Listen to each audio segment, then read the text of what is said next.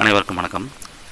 திருமணத்திற்கான வரன் எப்படி தேடுவது அப்படிங்கிறத ஜோதிட ரீதியாக இந்த வீடியோவில் பார்ப்போம். அதில் நிறைய விஷயங்கள் இருக்குது. அதை ஒன்றா அடுத்தடுத்த வீடியோவில் பார்க்கலாம். இந்த வீடியோவில் முக்கியமாக எந்த மாதிரி தொழில் பின்னணி, எந்த மாதிரி வேலை பின்னணியில் இருந்து நம்ம பொண்ணு பார்க்கலாம், மாப்பிள்ளை பார்க்கலாம் அப்படிங்கிறத இந்த வீடியோவில் பார்ப்போம். முதல்ல திருமணம், லௌகீகம், காதல், ரிலேஷன்ஷிப் இந்த மாதிரி விஷயங்களுக்கு ஜாதகத்தை எடுக்கவே கூடாது. ரெண்டு இடத்துல மட்டும்தான் எடுக்கணும். எது அப்படின்னா வரன் தேடுறப்போ. ஏன்னா எந்த பக்கத்துலேருந்து வரன் அமையும்னு தெரியாது, எந்த ரிலேட்டிவ்ஸ் பக்கத்துலேருந்து வரும்னு தெரியாது, அதே மாதிரி எந்த தொழில் பின்னணியிலேருந்து வராங்கன்னு தெரியாது. ஸோ அதனால் ஜோதிடத்தை கேட்டு ஒரு ஷார்ட் லிஸ்ட் பண்ணுறதுக்காக ஜோதிடத்தை கன்சல்டேஷன் பண்ணலாம். அடுத்து வரன் ஏதாவது வந்திருக்கு அப்படின்னா அவங்க குடும்பத்தோட குணம், அவங்களோட எக்கனாமிக்கு, அவங்களோட நடவடிக்கை, சுருக்கமாக சொன்னால் அந்த குடும்பத்தோட பின்னணி இதெல்லாம் விசாரிச்சுட்டு அதுக்கப்புறம் அந்த வரனுக்கான பொருத்தத்தை ஜோதிடர்கிட்ட பாருங்கள். பொருத்தம் நல்லா இருக்குது அப்படின்னா அதுக்கப்புறம் பொண்ணு மாப்பிள்ளைய பேச வைங்க. பேசி 2 பேருக்கும் பிடிச்சிருச்சு அப்படின்னா அதுக்கப்புறம் தான் நீங்கள் திருமணத்துக்கு போகணும். ஸோ வரன் தேடுறதுக்கும் பொருத்தம் பார்க்குறதுக்காக மட்டும்தான் நீங்கள் ஜாதகத்தை கையில் எடுக்கணும். அதை தவிர மற்ற விஷயங்களுக்கு, என் வாழ்க்கை துணை சரியாக இல்லை, 2 பேருக்கும் வேவ்லென்த் இல்லை, ஒரே சண்டையாக இருக்குது அப்படின்னு ரிலேஷன்ஷிப் ப்ராப்ளத்துக்காக ஜாதகத்தை எடுக்க வேண்டியதில்லை. நேர்மையான புரிதலும் விட்டு கொடுத்து போகிற ஒரு அண்டர்ஸ்டாண்டிங்கான சுமூகமான மனநிலையை வளர்த்துக்கிறது மட்டுமே உங்கள் ரிலேஷன்ஷிப்பை பெட்டராக கொண்டு போகும்.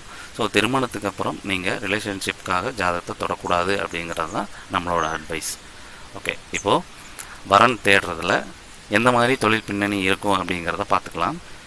இப்போ நீங்கள் ஒரு மருத்துவத்துறையில், மருத்துவ ஃபீல்டில், அதாவது டாக்டர்லேயே நிறைய டைப் இருக்காங்க இல்லையா, அதில் இருக்கிறவங்களுக்கு வேறு துறையாக இருந்தாலும் மருத்துவத்துறையில் அல்லது நர்சிங்கில் அல்லது மெடிசனில் இல்லைன்னா ஃபார்மாவில், இப்படி எந்த துறையாக இருந்தாலும் அதில் இருக்கிற வரன் அமையணும் அப்படின்னா அவங்களுக்கு காம்பினேஷன் எப்படி இருக்கும் அப்படின்னா 12ஆம் இடம் தான் 7க்கு 6, அதாவது வாழ்க்கை துணையோட வேலையை குறிக்கிற பாவம் 12ஆம் இடம், வாழ்க்கை துணையோட தொழிலை குறிக்கிற இடம் 4ஆம் இடம்.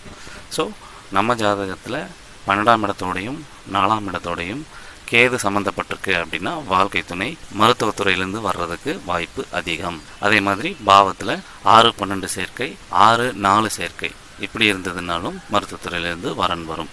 அப்படி இல்லைன்னா 12-4க்கு உடைய அதிபதிகள் டைரக்டாக அஸ்வினி, ஆயில்யம், அனுஷம், புரட்டாதியில் இருக்குது அப்படின்னா அவங்களுக்கும் மருத்துவத்துறையிலேருந்து வரன் வர்றதுக்கு வாய்ப்பு இருக்குது.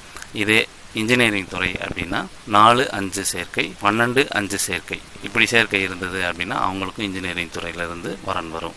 அப்படி இல்லைன்னா 4லேயோ 12லேயோ சனி இருக்கணும். அப்படி இல்லைன்னா 4ஆம் அதிபதி 12ஆம் அதிபதி கார்த்திகை, பூரம், மூலம், ரேவதி அப்படிங்கிற ஏதாவது ஒரு நட்சத்திரத்தில் இருக்கணும். இப்போ இதுவே கவர்மெண்ட் ஜாப் பின்னணியிலேருந்து வரணும், ஒரு அரசாங்க உத்தியோகத்தை பின்புலமாக வச்சுருக்கிற ஒரு குடும்பத்திலேருந்து வரன் வரணும், இல்லைன்னா அரசாங்க உத்தியோகம் பார்க்குற வரன் வரணும் அப்படின்னா அவங்களுக்கு 12-3, 4-3 இப்படியான பாவ காம்பினேஷன் இருக்குது அப்படின்னா அவங்களுக்கு அரசாங்க பின்னணியிலிருந்து வரன்கள் அமையும். 12ஆம் இடத்துலையும் 4ஆம் இடத்துலையும் குரு சம்மந்தப்பட்டது அப்படின்னாலும், அதே மாதிரி 12ஆம் அதிபதியும் 4ஆம் அதிபதியும் பூசம், விசாகம், சதயம் அப்படிங்கிற நட்சத்திரத்தில் அமர்ந்திருந்தாலுமே அவங்களுக்கும் அரசாங்க உத்தியோக பின்புலம் உள்ள குடும்பத்திலிருந்து வரன்கள் வரும்.